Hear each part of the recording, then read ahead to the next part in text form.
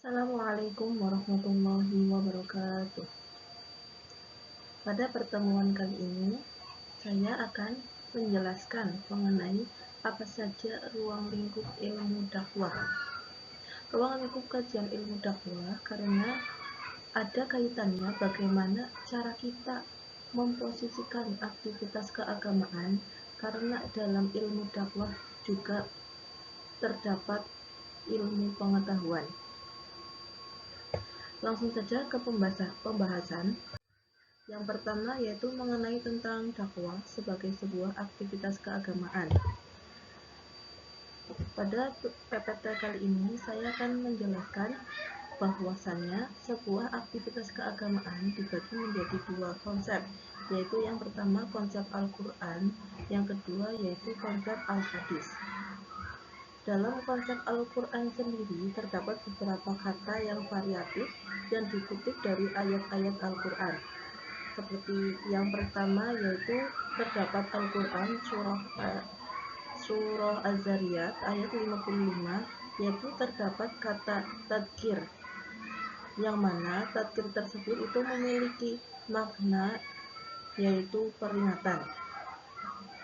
Sedangkan yang kedua yaitu terdapat dalam Al-Quran surah Al-Maidah ayat 15, Al-Quran Asy-Syu'ara ayat 214, dan Al-Quran surah ke-36 dan ayat ke-6.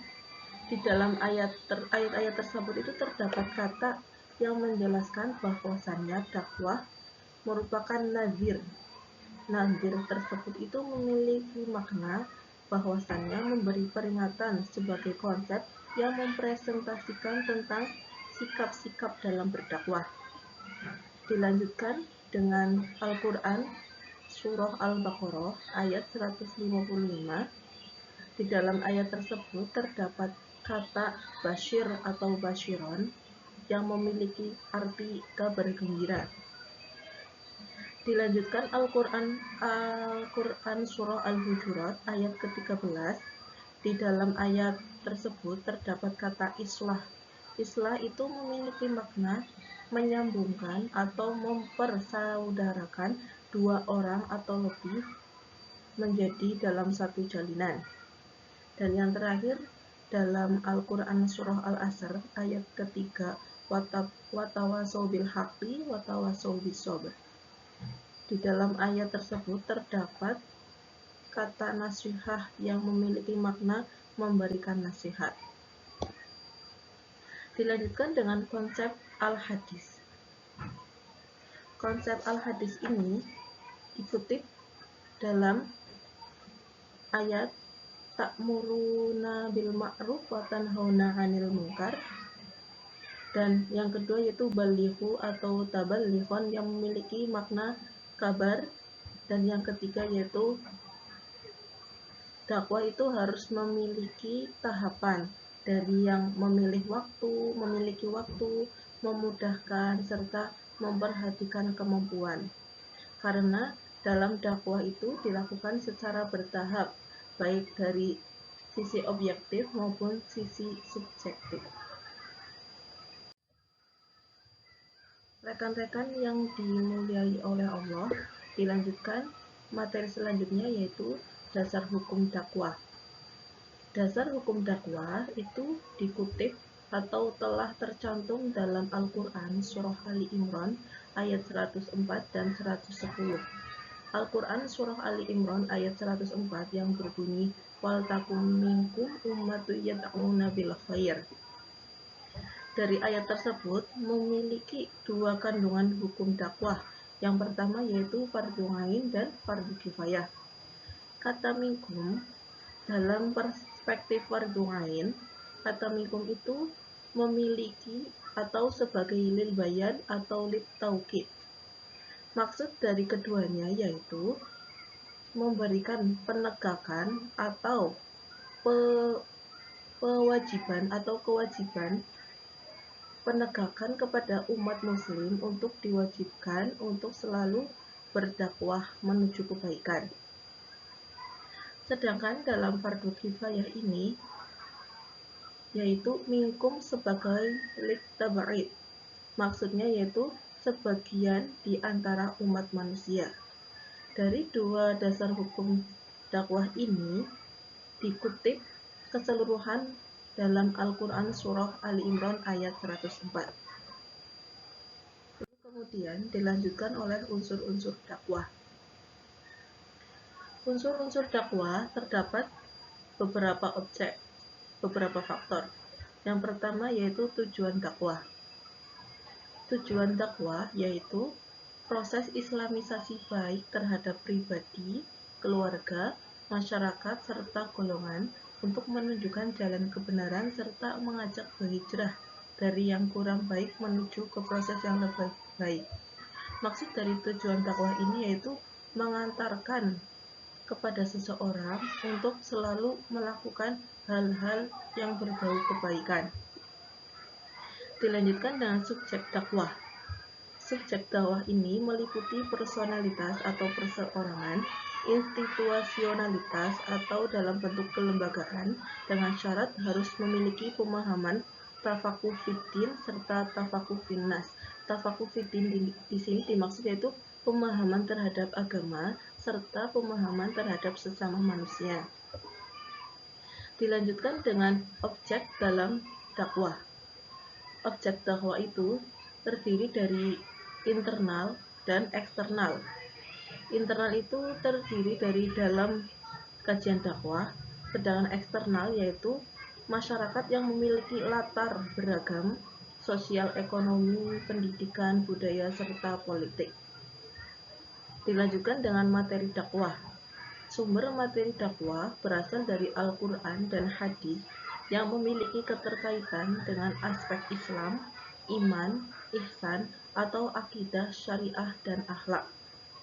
Dalam materi dakwah ini sudah pasti dikutip dalam Al-Quran dan hadis yang memiliki ketetapan dan sudah pasti bisa dipercayai. Dilanjutkan dalam metode dakwah.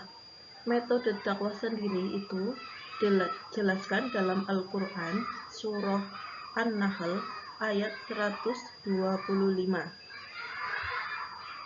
yaitu yang berbunyi ud'u ila rabbika bil hikmati wal mau'izatil hasanati wajadilhum billati hiya ahsan.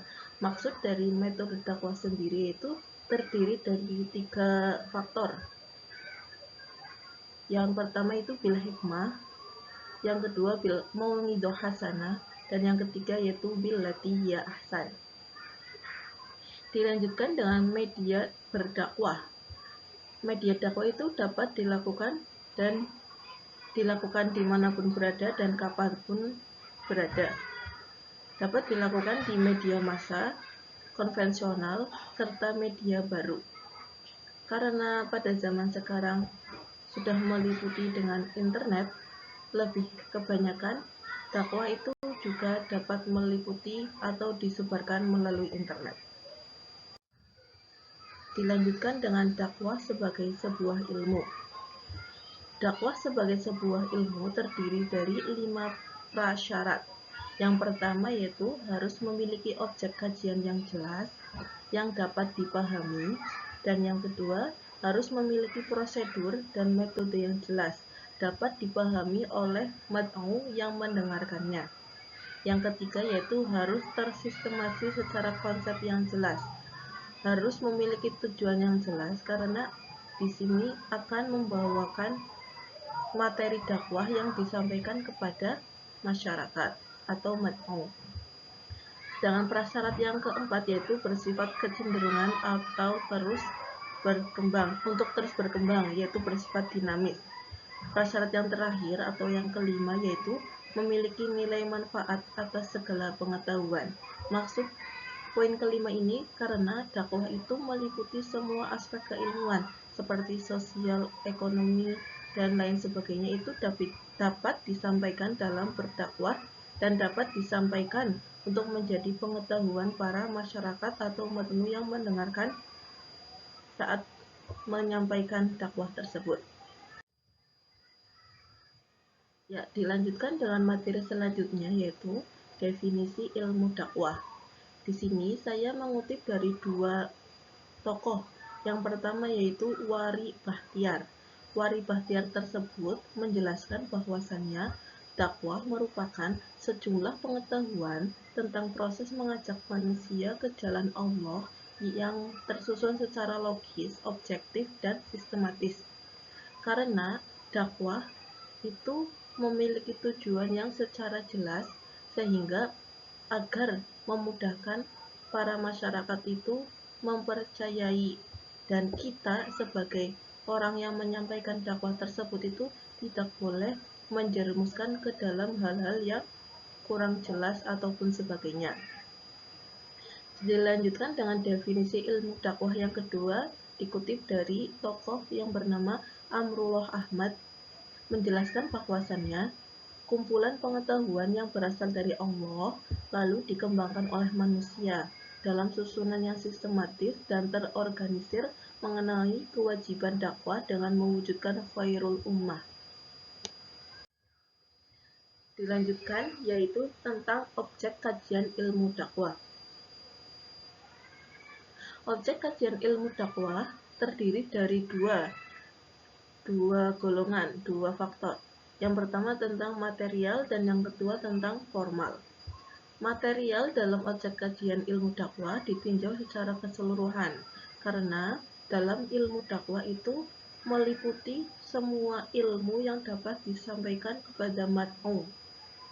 Dengan objek manusia sebagai perilaku dakwah, Islam sebagai pesan dakwah, dan khairu ummah sebagai tujuan dakwah untuk menuju kebaikan.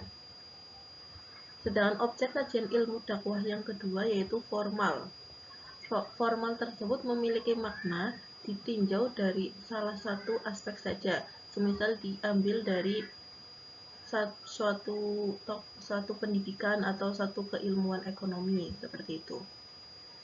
Dengan penjelasan transformasi nilai-nilai dan ajaran Islam, interrelasi di antara ketiga unsur objek material tersebut. Demikian ruang lingkup dakwah yang dapat saya sampaikan. Kurang lebihnya, mohon maaf apabila terdapat tutur kata yang kurang berkenan. Saya Sri Dewi Pamungkas dengan NIM 2241101040034, mahasiswa program studi pengembangan masyarakat Islam Fakultas Dakwah dan Komunikasi UIN Saizu Purwokerto. Cukup sekian dan terima kasih. Wassalamualaikum warahmatullahi wabarakatuh.